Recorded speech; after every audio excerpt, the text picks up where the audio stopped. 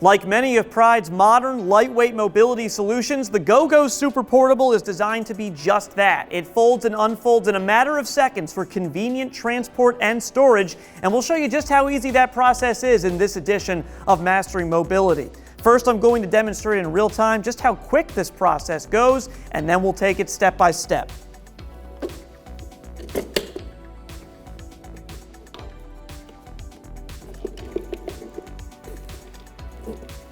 So as you can see, the unit is fully folded. Now let's unfold it.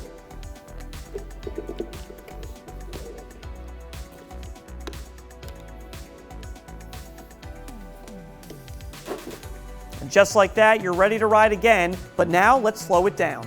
First, you may remove the front storage bag for a lower storage height. There's a yellow tab under the seat. Pull up on that tab and begin to fold down the seat. Once fully folded, it will click and lock into place. Lower the tiller to its lowest telescoping position. Next, pull this lever to loosen, then articulate the tiller onto the seat back. It takes very little effort to articulate the tiller when locking into position. Hold down the tiller and return the lever to a tight position. The unit is now folded flat at a height of 12 inches with the storage bag removed.